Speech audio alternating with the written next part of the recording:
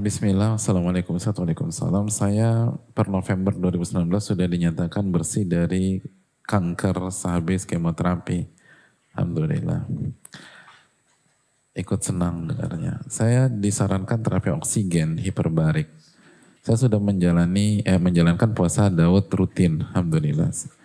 Saya Senin sampai Jumat besok terapi dan diharuskan sarapan serta sangat haus. Apakah saya dapat pahala puasa yang di bulan Rajab? Jazakallahu khairan. Semoga Ustadz, keluarga dan semua diberkahi oleh Allah. Amin ya rabbal alamin. Jika kita punya niat dan tidak berhasil mengerjakannya karena alasan syar'i, maka jelas kita mendapatkan pahala ibadah tersebut secara sempurna sebagaimana salah satu doabit dalam kaidah fikih. Barang siapa yang berniat mengerjakan sebuah amalan lalu dia gagal mengerjakan hal tersebut karena alasan syar'i, maka dia tetap mendapatkan pahala tersebut secara sempurna. Maka nggak usah bersedih, nggak usah berkecil hati. Insya Allah yang bertanya mendapatkan pahala puasa, bukan pahala niat, pahala puasa. Memperbanyak puasa bulan Rajab insyaallah ta'ala.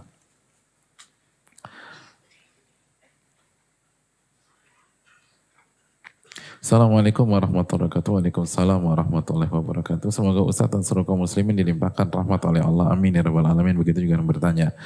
Ustadz, jika Allah mengizinkan, saya akan melangsungkan pernikahan Ahad pekan depan. Mohon nasihatnya Ustadz, amalan atau doa terbaik seminggu menjelang pernikahan.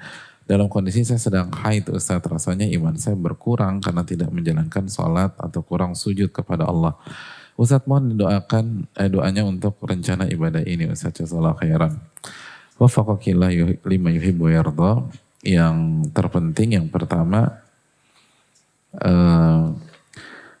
kita harus tahu bahwa ibadah bukan hanya sholat dan sujud, walaupun jelas itu ibadah yang sangat luar biasa. Tapi konsep ibadah sebagaimana dijelaskan Imam Mujahid saat beliau menjelaskan tafsir surat Ad-Dariyat ayat 56, bahwa di antara ibadah adalah meninggalkan larangan. Dan pada saat wanita haid, Allah melarang mereka untuk sholat. Maka pada saat wanita haid tidak sholat karena dilarang oleh Allah, maka tidak sholatnya mereka itu ibadah kepada Allah Subhanahu wa ta'ala. Tapi ingat, innamal a'malu binniyat, amal itu butuh niat, maka niatkan, maka kita akan mendapatkan pahala. Dan ketika kita niatkan, berkahnya pasti beda dengan hanya sekedar gak sholat karena haid. Niat itu memberikan power yang luar biasa. Terus yang kedua, coba minta nasihat sama para senior, orang tua, orang-orang soleh yang punya pengalaman di bidang pernikahan. Jadi isi waktu pekan ini minta masukan, minta nasihat, minta arahan, minta bimbingan. Karena yang akan kita hadapi bukanlah hal yang mudah, kecuali dimudahkan oleh Allah Subhanahu wa ta'ala. Yang ketiga, jujur sama Allah. Intas dukillah hayasduka. Jika kita jujur sama Allah, Allah akan wujudkan cita-cita kita. Itu yang disabdakan Nabi SAW. Jadi pentingnya jujur sama Allah. Apa yang kita inginkan dalam pernikahan. Apakah hanya sekedar memuaskan nafsu kita atau memiliki status sebagai seorang istri, atau kita ingin akhirat, kita ingin surga, kita ingin ridho Allah Subhanahu wa taala. Jujur itu penting dan ini kunci terbesar di antara kunci-kunci terbesar yang ada di dalam agama kita. Wallahu taala alam bisawab. Dan banyak doa tentu saja. Assalamualaikum warahmatullahi wabarakatuh. Waalaikumsalam warahmatullahi wabarakatuh. Barakallahu fiki barakallah. Afan Ustaz, apabila seorang akhwat merasa nyaman dengan kondisinya saat ini setelah selesai masa iddah beberapa bulan yang lalu, alhamdulillah sekarang bisa dapat kesempatan untuk datang langsung ke majelis ilmu, salah satunya ke majelis ilmu malam ini. Lebih fokus ibadah dan bisa lebih dekat lagi dengan orang tua. Apakah salah dengan perasaan demikian sehingga niatan untuk membangun rumah tangga lagi tidak sebesar dulu? Bahkan cenderung tidak terlalu memikirkan ke arah sana. Karena pengalaman sebelumnya menikah dengan penuntut ilmu pun tidak menjamin bahwa kita akan tetap bisa belajar, menghadiri kajian rutin. Jarang mendapatkan nasihat secara langsung karena lebih sering ditinggal safar. Justru ketika itu lebih sering futur. Maka hal tersebut yang masih dikhawatirkan khawatir terulang kembali. Dan jika boleh membandingkan lebih afdol mana Ustadz? Akhwat yang tidak menikah tetapi lebih fokus belajar dan beribadah dengan akhwat yang setelah menikah akan tetapi jarang datang ke majelis ilmu karena kesibukan dengan urusan rumah, suami dan anak-anak sehingga fokus belajarnya menjadi terbagi. Mohon nasihat dan arahan dari Ustadz untuk akhwat tersebut agar bisa menyeimbangkan antara kenyamanan saat ini dengan koridor syariat bagi akhwat yang tidak memiliki suami. Seharusnya bagaimana terkait keadaan demikian, jazakallahu khairan. Ya, terima kasih atas pertanyaannya. Yang pertama, lebih mending mana antara akhwat yang tidak menikah tetapi lebih fokus belajar dan beribadah dengan akhwat yang setelah menikah tetapi jarang datang ke majelis ilmu karena kesibukan rumah tangga. Yang paling afdal adalah akhwat yang menikah dan fokus belajar dan beribadah. Ini udah clear.